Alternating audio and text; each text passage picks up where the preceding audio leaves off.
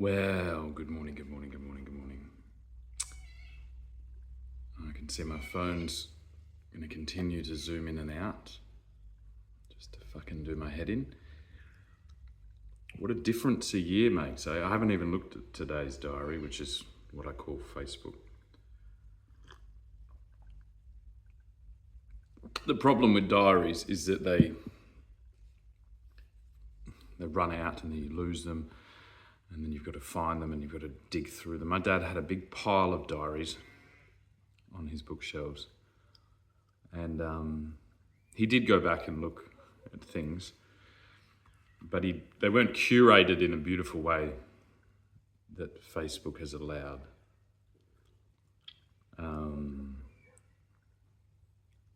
Hopefully, in the future, in a more positive way than the last couple of years.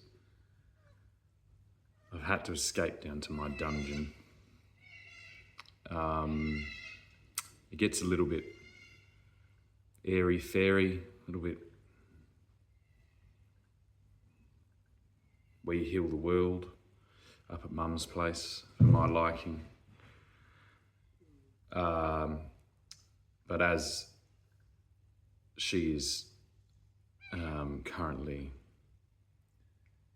unable to fulfill her duties, I felt it necessary to go and stand in her place and in her honour, what I would guess would have been her presentation if she was able. Oh, the lucky band has broken as I grab the Pope's Bible. I won't read too much into that. I'm just going to put that there as well. I'm gonna read a passage that I'm gonna randomly select from the Bible this morning. And isn't this fun? Isn't it fun? What day is it today? Saturday the 25th. Winston Churchill's day today. Good bloke, old Winston. Good bloke. All right.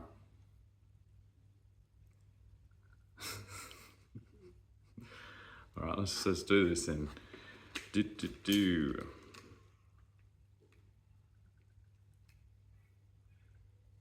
And it shall be forgiven all the congregation of the children of Israel, and the stranger that sojourneth among them, seeing all the people were in ignorance. And if any soul sin through ignorance, then he shall bring a she-goat of the first year for a sin offering.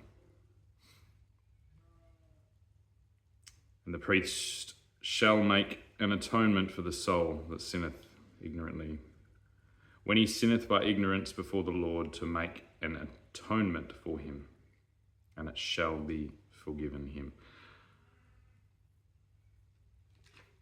Wonderful, wonderful news, isn't it? It's full of good news. Ignorance, I think, is one of the hardest things to deal with in my experience. So lucky it's in the book, because all you got to do is give a goat to the priest, and all shall be forgiven, because ignorance is a tricky little business. And I think really there's one large entity to blame, or one large industry to blame, for the persuasion and celebration of ignorance, and that would weirdly, counterintuitively, be the news. The informers of the world have kind of cultivated an ignorance to humanity and replaced it with products.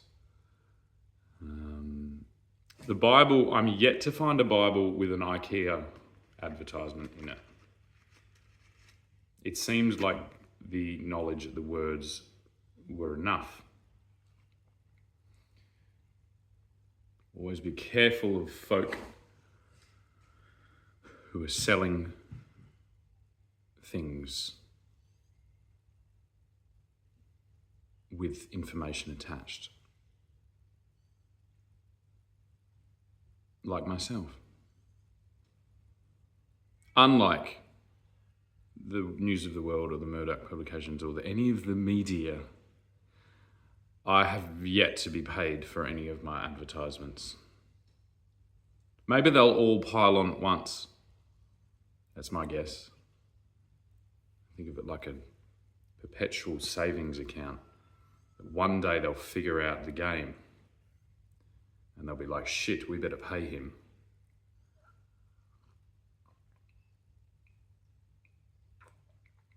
It's a bit different. It's different than like, I've put the ads in after because I'm a businessman. I wasn't selling the information to sell the ads, which is kind of what the papers and the news and all the media have become. There's nothing in the Bible at all about not being an astute businessman. And I think we can ask the Israelites and the Jewish community and the Hebrews in general that is their belief and it's their goddamn book. So I look forward to the day when all the people I've mentioned pay me. Think of the exposure. Think of the exposure. That's what I was told when trying to do a band that took me like 4 years of preparation to get to the level that was sufficient, I think, for a public performance of a tribute of one of the greatest vocalists of all time. But hey, the exposure was really payment enough in this world that we live in now. I've fucking taken that all the way to the bank. All that exposure from those venues, from the government that neglects newly emergent musicians and music forms and forms of entertainment, and throws us to the wolves of the alcohol industry, in which some of the most brilliant, passionate musicians I've ever seen, and this is a global phenomenon, perform for free as the hordes of consumers shuffle in to get their drinks. And the exposure, whew. Let's just say that the exposure is well worth it. I've got a couple of books this morning because I didn't really have much to say. All I came down here was knowing I was going to make that joke about Mum's Place. But it's not really a joke. This is dead pan. This is boring. This is almost extinct, being able to do this, because people don't have the patience any longer. But they do. I listen to hours and hours of podcasts a day, and apparently, according to the ratings, so do millions and millions of people all across the world. So why shouldn't it be any different if a bloke puts on a nice shirt, opens his window in the morning and speaks about some of the most beautiful, famous books of all time? I think I'm on to a winner. This is a book of my father's, I think. Robinson Crusoe. There is a stamp at the front. I can hear a dog. There's always dogs barking. That's Leia. Leia does a roof. I've never heard a dog that does such an irritating bark. It's just like roof, roof, roof. Like the intervals between the barks are less than any dog I've ever seen. It's like when kids, which I've also experienced, when kids go, "Mum, mum, mum, mum, mum," or "Oi, oi, oi." Like it's the timing more than the sound. She actually has kind of a pleasant bark, but it's the intervals between them that basically drives a chisel into my brain. The badge at the front of this book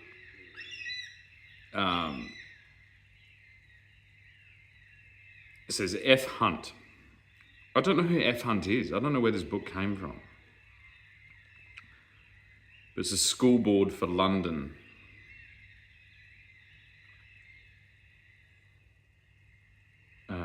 Stunkham Road School.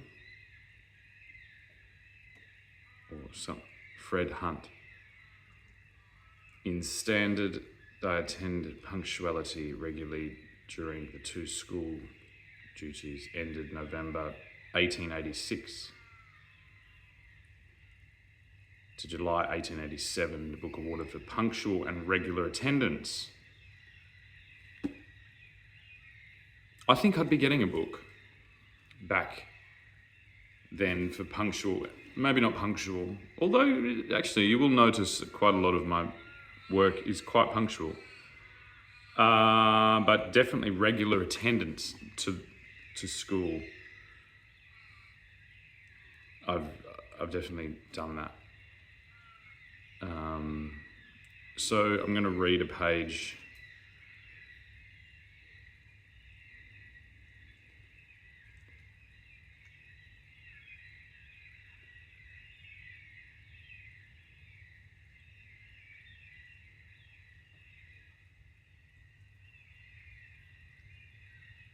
I'm trying to find a good place to start. Thank God for punctuation, eh? Otherwise I would have no chance in hell. I came home to my fortification not feeling, as we say, the ground I went on, but terrified to the last degree, looking behind me at every 2 or 3 steps, mistaking every bush and tree and fancying every stump at a distance to be a man. Nor is it possible to describe how many various shapes. There's Leia. Frightened. Imagination represented things to me, how many wild ideas were found every moment in my fancy, and what strange, unaccountable whimsies came into my thoughts by the way.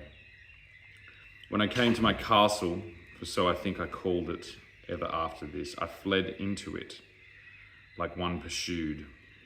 Whether I went over by the ladder as first contrived, or went in at the hole in the rock, which I called a door, I cannot remember, no, nor could I remember the next morning. For never frightened hare fled to cover, or fox to earth with more terror of mind than I to this retreat.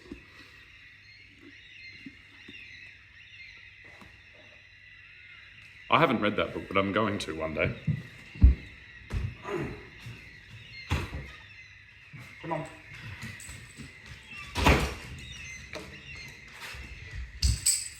It seems like Leia wanted to run to her retreat as well, didn't you? It is messy in here, isn't it? When are you going to learn how to clean?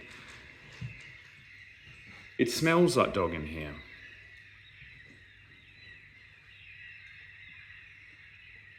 You're very demanding, do you know that? That barking is irritating. And then you tap on the door like that, like tap, tap, tap. And then you just look at me like that with a tennis ball. She's got a tennis ball. I'll show you. Do you want to show everyone your tennis ball?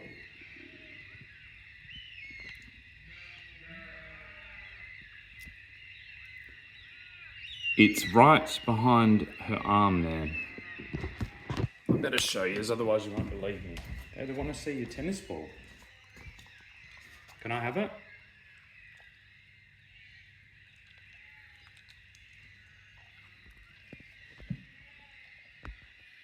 Can I have that? Can I have that? Good girl.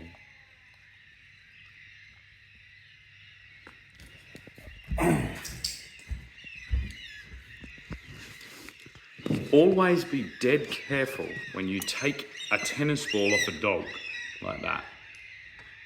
She's my dog, she's beautiful, but I don't know what type of connection she's made to this Wilson tennis ball. It doesn't say Winston, they say Wilson. And so best not to risk just grabbing it, otherwise she might bite me. Here, Leia.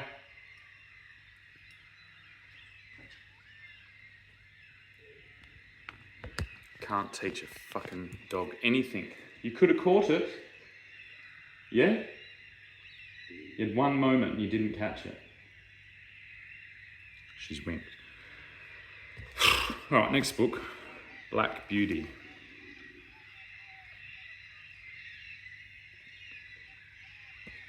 Just pick a page.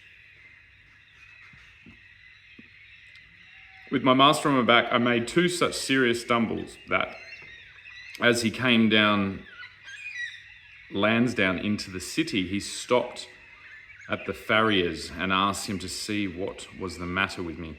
The man took up my feet one by one and examined them. Then, standing up and dusting his hands one against the other, he said, "Your horse has got the thrush, and badly too. His feet are very tender. It is fortunate that he has not been down. I wonder your groom has not seen to it before. This is the sort of thing we find in foul stables, where the litter is never properly cleared out. If you will send him here tomorrow, I will attend to the hoof, and I will direct your man how to apply the liniment which I will give to him." The next day I had my feet thoroughly cleansed and stuffed with tow, soaked in some strong lotion, and very unpleasant business it was. The farrier ordered all the litter to be taken out of my box day by day, and the floor kept very clean. Then I was to have bran mashes, a little green meat, and not so much corn, till my feet were well again. With this treatment I soon regained my spirits, but Mr. Barry was so much disgusted at being twice deceived by his grooms that he determined to give up keeping a horse and to hire when he wanted one. I was therefore kept till my feet were quite sound and was then sold again. Now, the floor here is absolutely atrocious. Just a complete mess, needs a good sweep out. So I think perhaps my owners will maybe come to the same conclusion as old mate did in the book there, to maybe rent a horse rather than to own. A lot of work to keep a horse and a dog. And a dog, yeah. Especially one that barks like you do.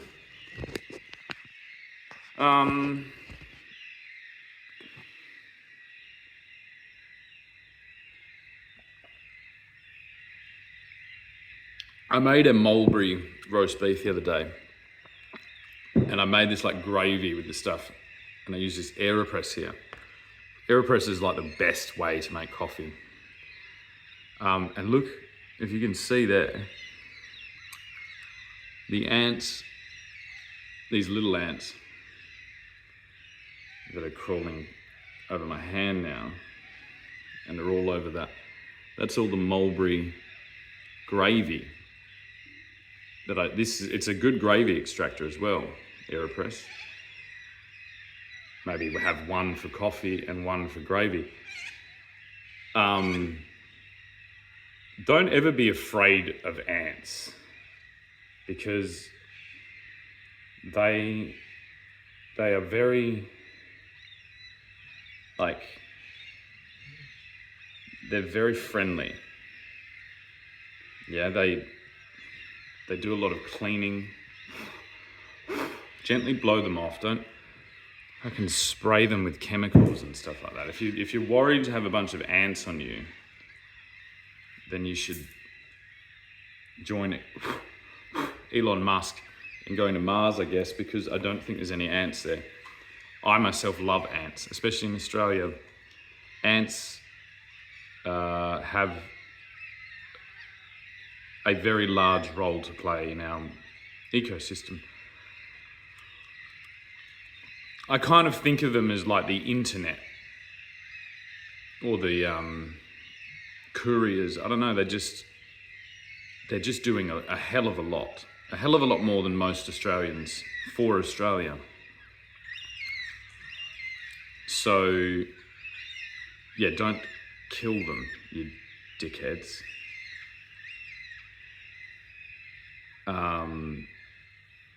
Yeah. I'm pretty sure this is a pet theory. I think we could actually invent an ant dishwasher, which would be like a colony of ants. We'd need to have some type of way that they could come in, clean the dishes, and then you could give them a rinse off with water if you're a fucking Puritan.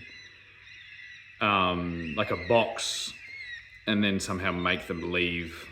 There'd probably be some way to just convince them to leave when you want to get the dishes out. But hey, I'm a weirdo, so I don't expect any of you to fucking listen. Got the dictionary now.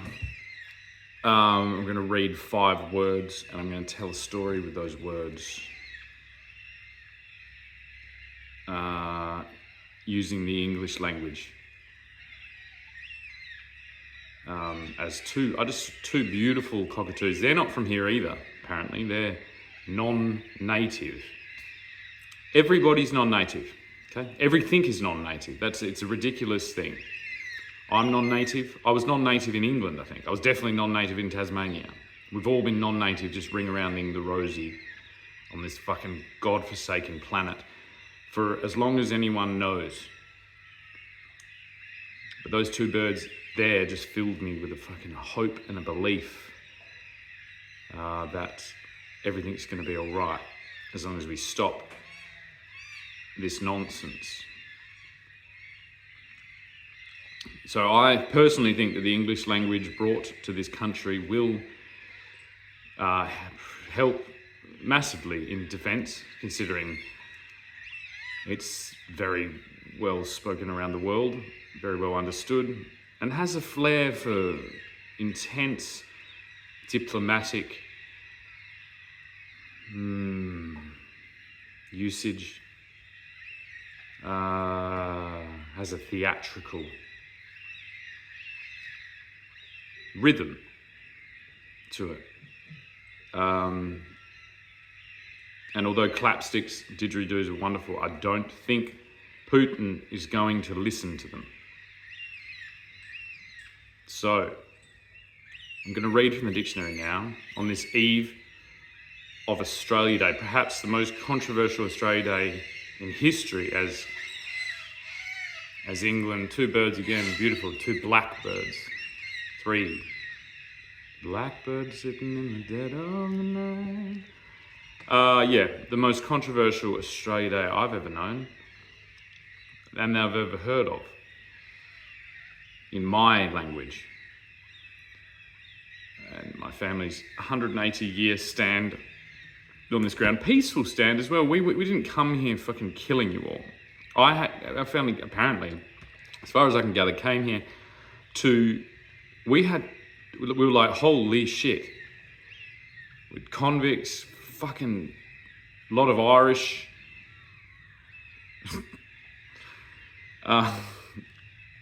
Indigenous relations, commerce, governance, schools, hospitals, roads, bridges, water, all the shit, you know what I mean? All the shit that everybody lives on.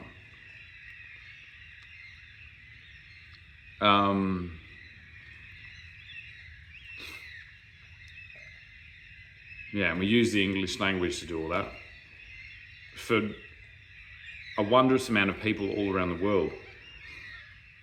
And I think that kind of, it's like a reputation. It's like your reputation precedes you, young man, for all the positive wonder you've brought the entire world by potentially displacing a traditional people.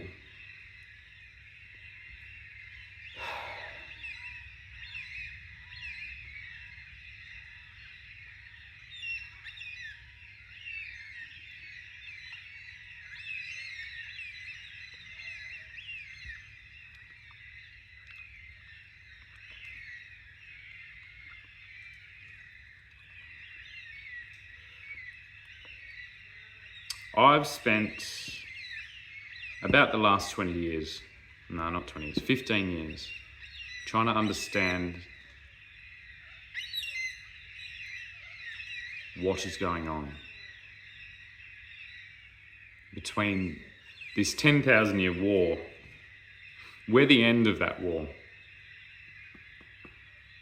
as well. And that war is, 10,000 years is longer than you can conceive within civilized society where time is kept and order is kept. Perhaps the Aboriginal people were here for 40,000, 60,000 years, but they lived in the moment. They lived individually. They lived day by day.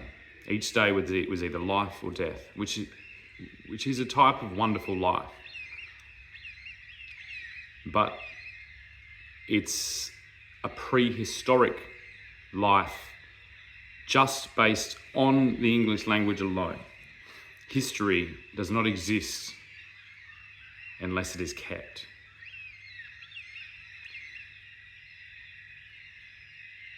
I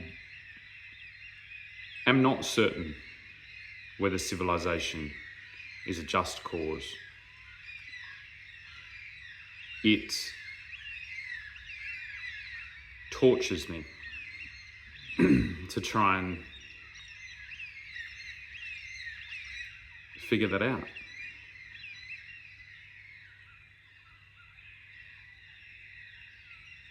Because I am actually more like those people than my own relatives.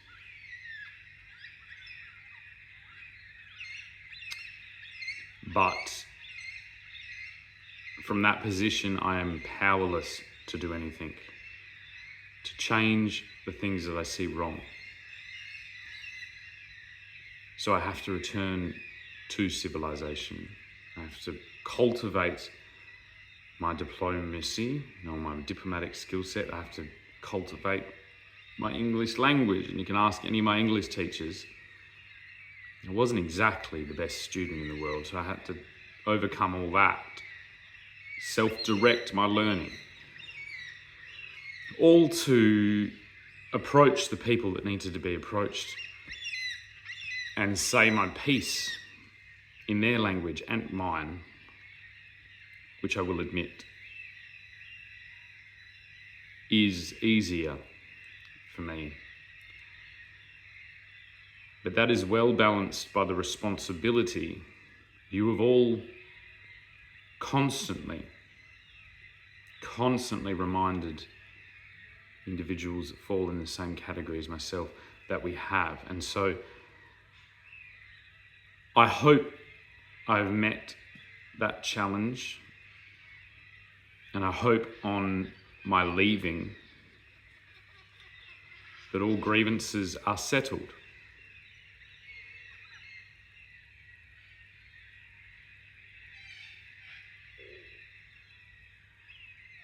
We've established what I consider to be a world-leading country, continent, people.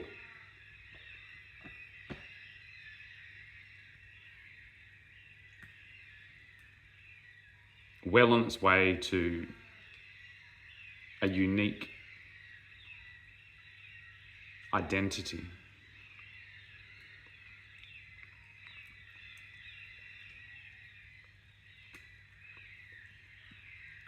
and the foundations that we laid, I believe, are adequate to combat and prepare the citizens of Australia to any threat externally for a very long time. But you've all spoken.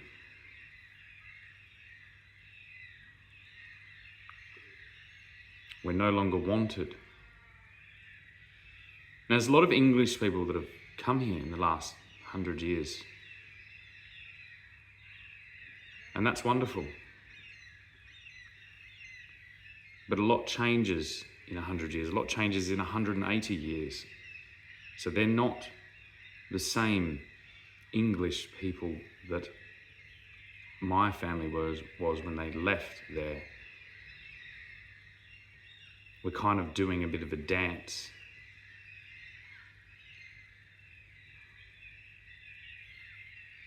Families that arrived in Australia in the early 1800s freely, not in chains, were ambitious and serving to all individuals of that empire. It was always a project to help those at home. It was always considered a colony because we never lost sight of those home church bells or churches or estates. And in the process, we provided the structure that would be suitable for a new country.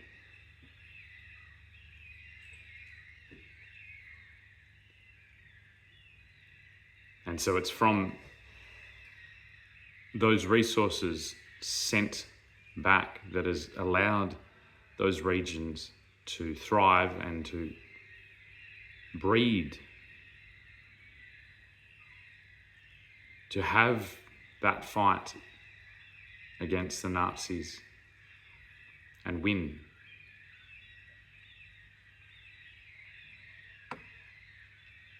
And to have those 80 years of relative peace, enough to create families and then arrive in a country not raw and unwielding, but civil and beautiful, with everything you need.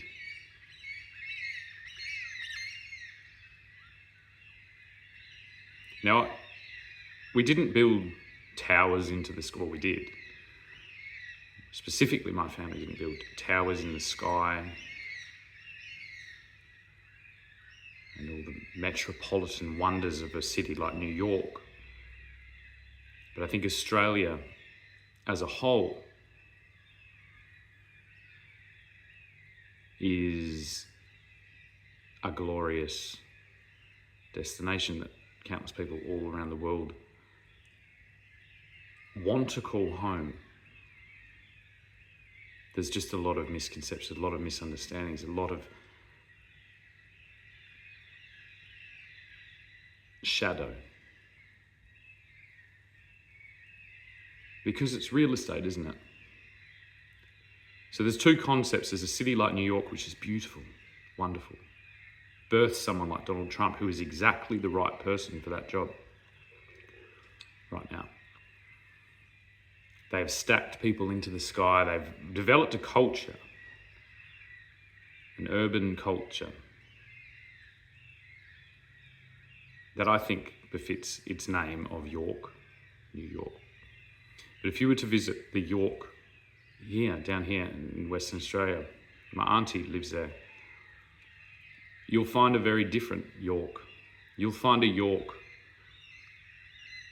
probably a little bit more like the England that my family left, because we don't have a little island.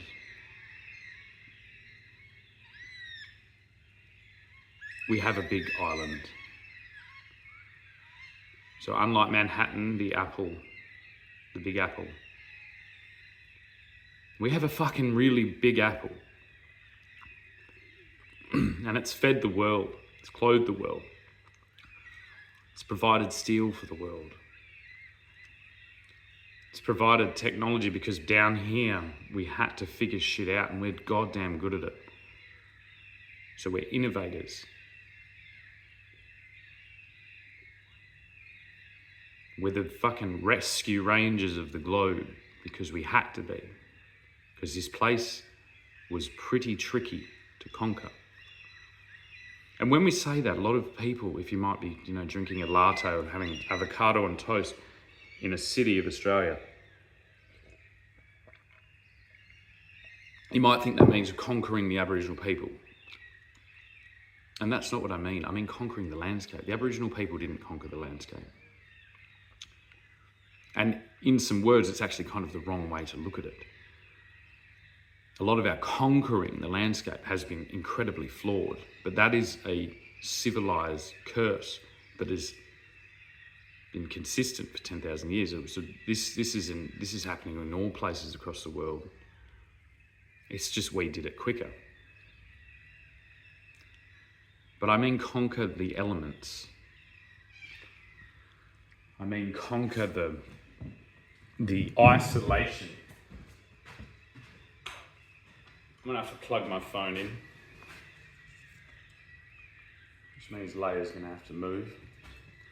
You'll have to bear with me. Yeah. Off. Come on. I hope you can still hear me, but if I don't do this urgently, my phone's on 3% and it's gonna run out of battery. And this is kind of what I'm talking about. My phone right now has, I've showed it in a previous video, has a third of the screen completely black.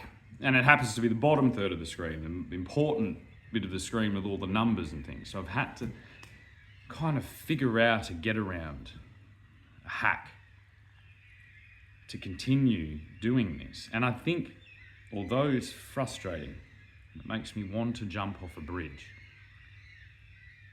There just isn't one that's high enough anywhere near me, and so I have to continue on. And that is the story of Australia. That's what I'm talking about, conquering Australia. The Aboriginal people were in complete symbiosis with the country, and that is the highest aspiration, and one that civilization has always been somewhat in conflict with. Civilization provides us with all the things that you all love. You all love them a lot more than I do. Somebody here who's trying to protect civilization. And this is almost every single person around me, is far more addicted, far more concerned with the fruits of civilization than I am. Yet I am cast with the responsibility to defend it. And that responsibility I felt was almost not enough. The amount of times I myself almost considered just wandering off, finding a little cave and building a little hermit hole and escaping. But I just couldn't bear to think of all of you succumbing to the inevitable external threats that would arise based on the amount of destabilizing infiltration we've had in the 80 years of consecutive psychological warfare that has been going on since the end of World War II. which we're kind of coming to a high watermark in. We've all had enough. This is a multi-generational nonsense game of gobbledygook. And it is now doing untold damage to the people all around the world and has no purpose. So we need to find the balance. We need to learn from each other. We need to learn how to aspire to that symbiotic harmony whilst providing for all citizens, whilst maintaining individual and family autonomy. So no communism, folks.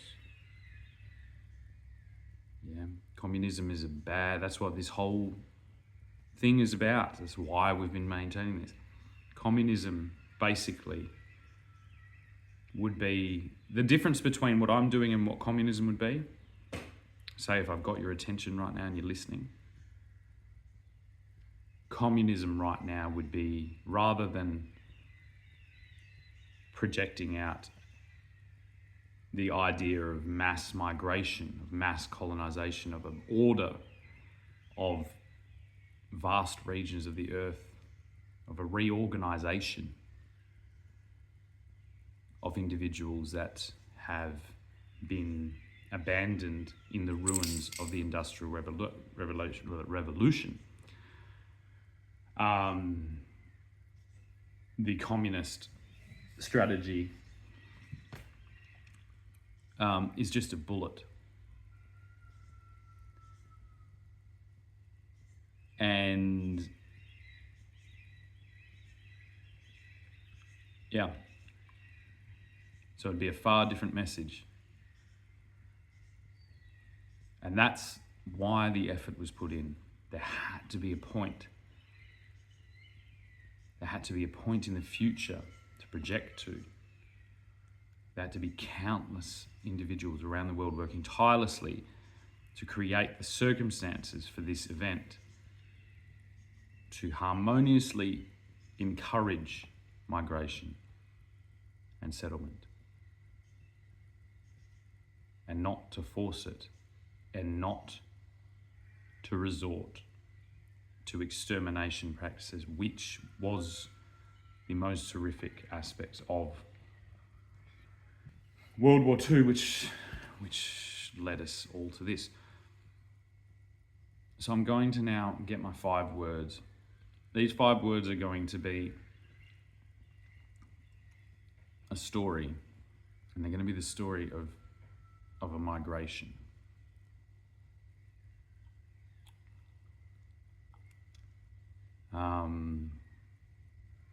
A beautiful migration,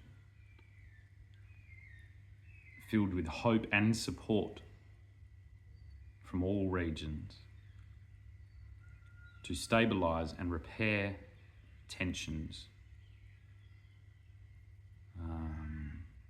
from 80 years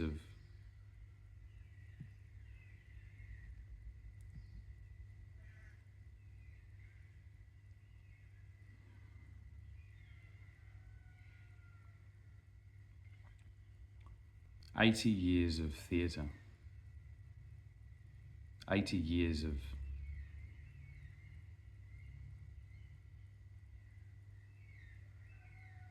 fiction.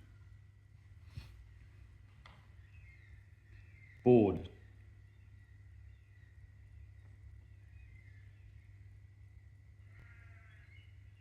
Oh. Cap. Sorry, it's cap. More specifically, the top or upper surface. Okay, so we've got the cap. The cap. Plaintiff. No. Plaintiff is one who brings an action in a civil case. But it's plaintive, expressing sorrow or melancholy, discontent, mournful, plaintives. Immediately there, this is the peak, the cap of sorrow. Okay, well, that's a wonderful thing.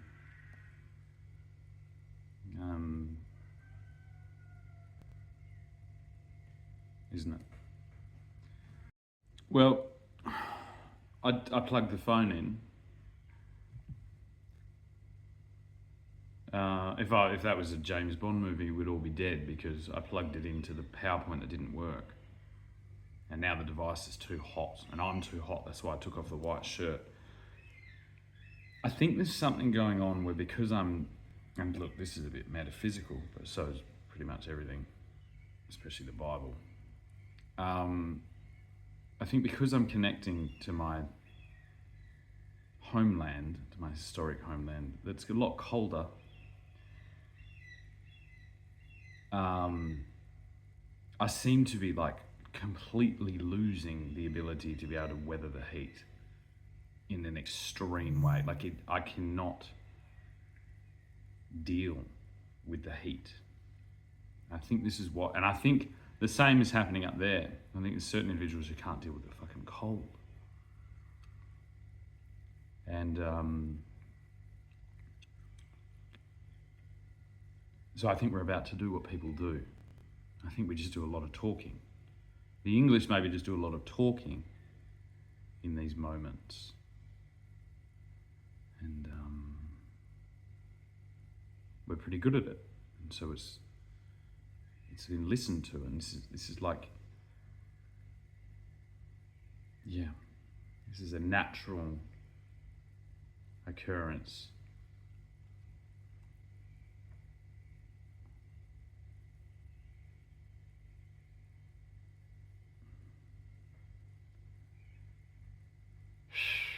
Yeah, I just feel ill.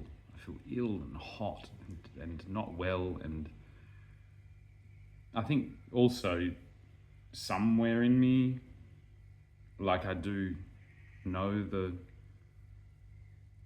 gravity of this. I know what I'm doing, despite being protected from it. But I think I'm doing pretty well in that case, considering one of the last times I'd performed, I think perhaps even the last time, I was having a panic attack the entire. This isn't a panic attack. It's just, yeah, it's just intense. So the word that I got to, so that was the third word. So we had the cap of sorrow. Oh, that's some fucking Shakespeare shit. I reckon Shakespeare was just reading the dictionary. Maybe a little tip for any future writers out there. The cap of sorrow. We've reached the cap of sorrow. It was flint. A hard kind of stone, a form of silica resembling chalcedony, but more opaque, less pure and less lustrous. A piece of this, especially as used for striking fire, something very hard. Or flint, like flint is, in my mind immediately, flint is to strike fire, like a lighter flint. So that's good. We're going to start a fire. Now, fire can be negative, but fire can be bad. And this is something that humans have been talking about since fire began. And so I'm hoping that we've reached the cap of sorrow, that this flint is for a good fire, kind of like an Olympic torch type fire that is going to start in the hearts of men and women. And so I see that. Two more words.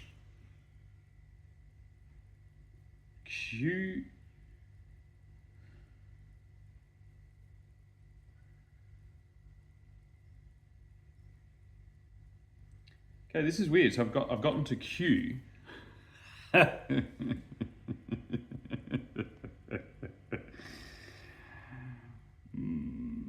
And consonant, the 17th letter of the English alphabet. We come down court. Queensland. Quotient. Queen's QC, Queen's Council. QE, which is, these are like, what's it called? Not anagrams. Anyway, they're letters with dots between them, whatever that word is. Sorry, Charles. It's been a while. I think I'm doing pretty well, considering I'm doing this all by book. So QED, which was to be shown or proved. Q's are wicked. It's starting off wicked, and I'm getting to the one that I actually pointed to. So QEF, this wasn't it, but this is the one above it. QEF, oh no, that's which was to be done. I'd love to find out what that's about, like where that is. QL. QL, in pharmaceutical prescriptions, as much as you like. What would this flint be lighting in prescription, as much as you like? Pharmaceutical, but there's a flint. So you've got to burn something as much as you like, apparently. Let's see if we can sum this up to the final word. Forborn.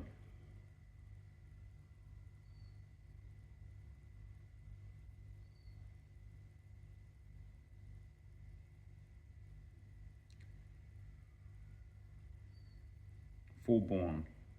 Past.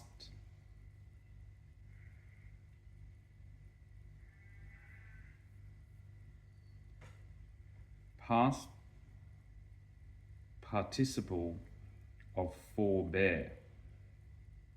Forborn. Forborn.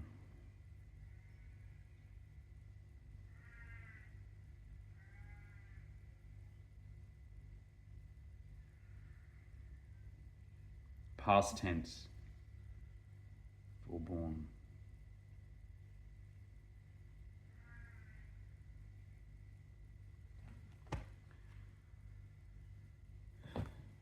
My mind immediately went to a million things, and I guess yours maybe did too, and sometimes things are best not explained. So that's forborn. Forborn. And I'm just reading here.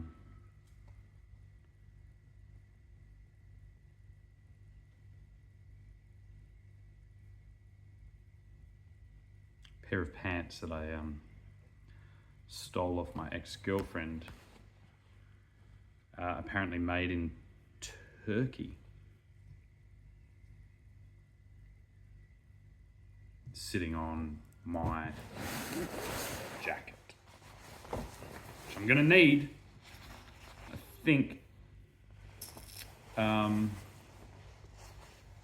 if they'll have me. Oh, Charles, will you have me back? You know, it's been a very long time. But I do hope that you will have me back on the island. I can't bear to see the estate in that kind of disrepair. On that beautiful location near the seashore, or whatever you call it, I would like to bring some trees there and have kind of a garden, if this would be aligned with your vision and aim.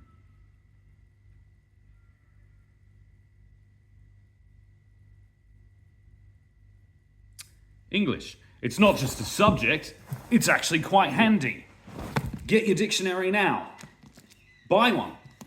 If your teacher hasn't introduced you to the dictionary, they're not doing their job properly.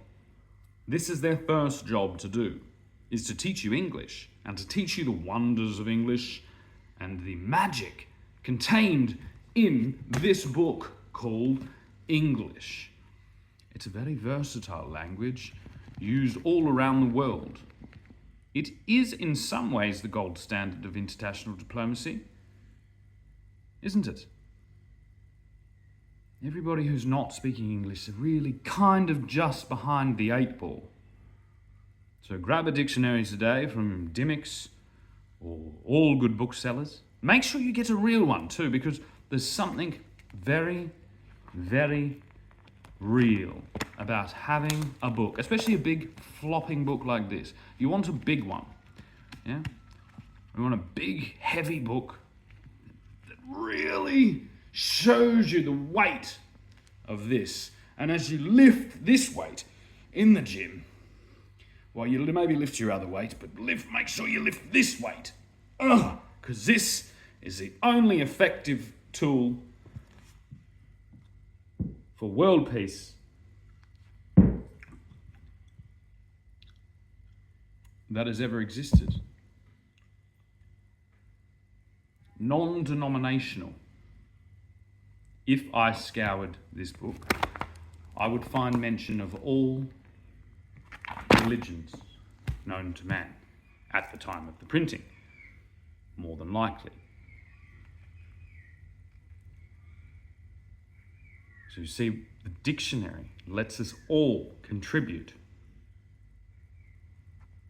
to the story of mankind. Now, this isn't to say that individual geographical languages don't have their place. They do. This isn't a form of colonialisation or control. It never has been. People have used our words to attack us and call us all these things which we are not. And we've had to sit there and just be bombarded with it. A lot of the things having nothing to do with anyone ever in my family, and nothing to do with our vision. Just words, but sticks and stones can break my bones, and they have done, as well as fists and feet and boots. But words can never hurt me. This was intended to be the gold standard of language, to be the international diplomatic words of choice to actually achieve meaningful change in the world. This is what it is. It's the English language, and that is why the Scale Matters device will be in English. The future of international diplomacy as the top. Let's do some really good work there. And then all the other stuff as well. Let's start where it matters. And we're going to use English, which means that we're going to teach English in China, something that the Chinese are more than excited about. They're not claiming that we're trying to invade them. They cannot be invaded. It would take a very foolish man to attempt to invade in any means, and using any strategy to invade China. I wouldn't dream of it in a million years. And so we send this book and the language as the tool, just because it's more appropriate. It's more practiced. We already have a catalogue of almost 100 years of audiovisual content using the English language and showing its depth and versatility to explore the emotional research depths, the emotional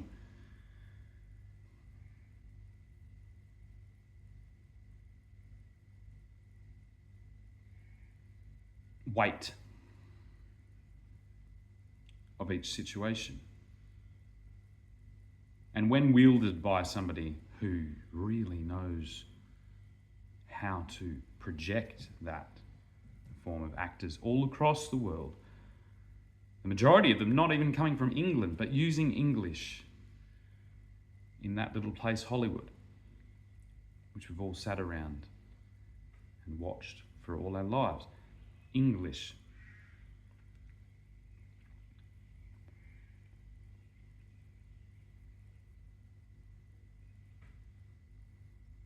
The English mentality is, look, we will come and we will do things, we will help, we will provide. We are English, we are a particular way. We encourage people to better themselves, but we do not force it, and we never have.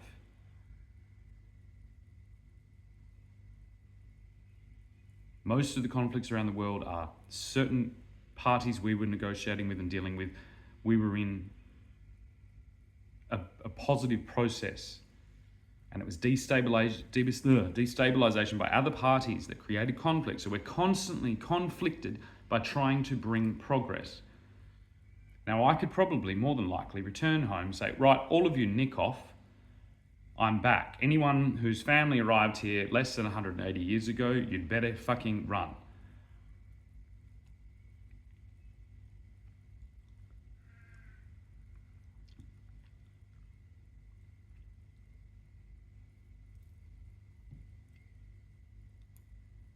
Because the boys are back in town. But I'm not going to. I'm going to explain everything I'm doing using the English language.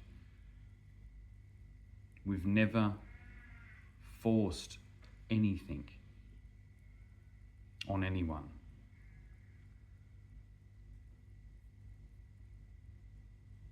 That's why all the paperwork, that's why there's all the contracts, that's why there's all the ceremonies, that's why there's all the symbology, that's why there's all the record keeping and publications and pictures taken and stones laid and plaques. It's to remind you all at this inevitable moment of mass attack, we kind of go, well, buggy us. If you don't want us, we'll go home.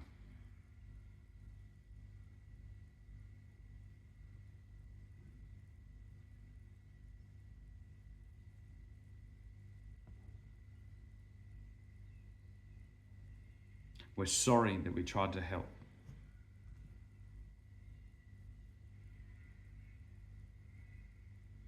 And this is where there is a Bible verse, because it's a pretty handy book, always has been.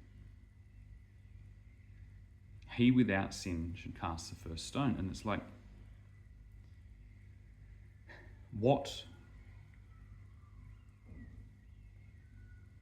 do we get to have that conversation with the Indigenous to say, listen, this argument is the same provocation that has led to destabilization in all regions that we've tried to assist.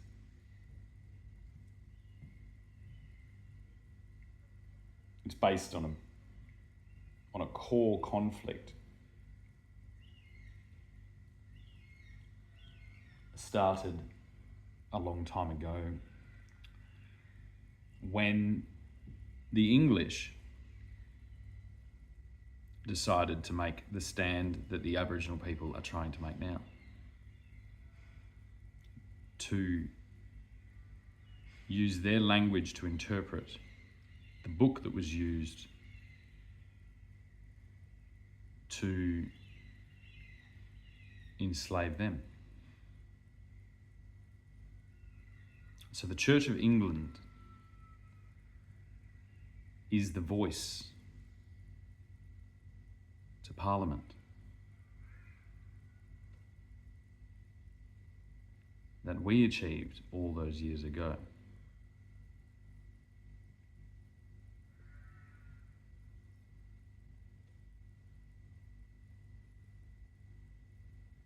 And so perhaps my great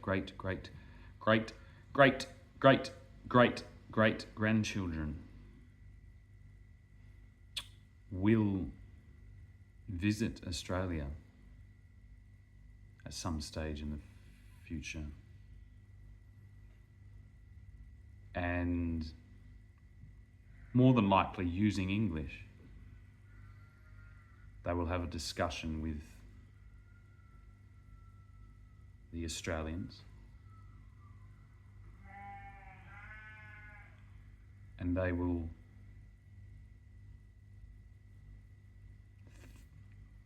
perhaps thank us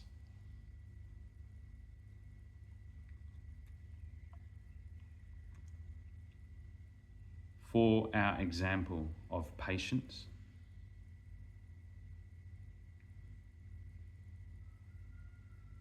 and efficiency,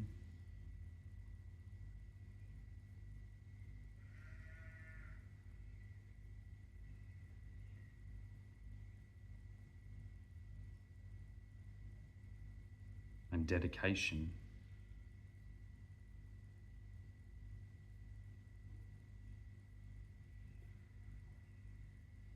to push back against those who wish to destroy our history.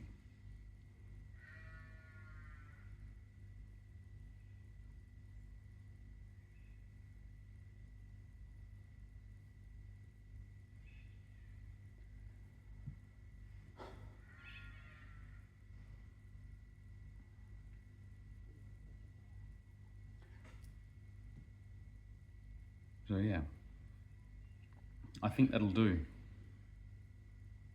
I'm going to end with one word. For some reason it's calling me. It's like, Shannon, there's one more word in that book there, mate, Gov. There's one more fucking word you got to be forgetting. I don't want to leave it unsaid. And that word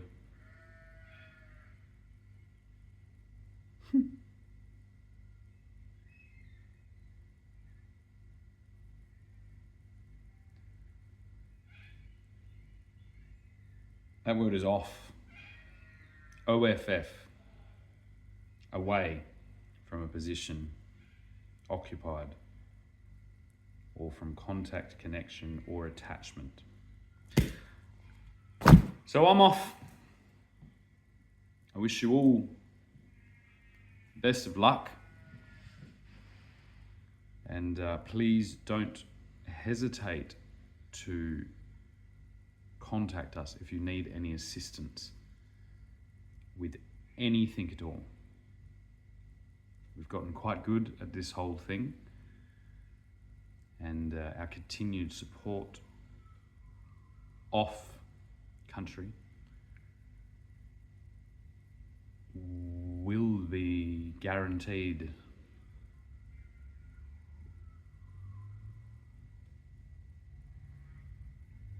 as long as peaceful, harmonious connections are maintained. I thank you for your hospitality on my family's behalf.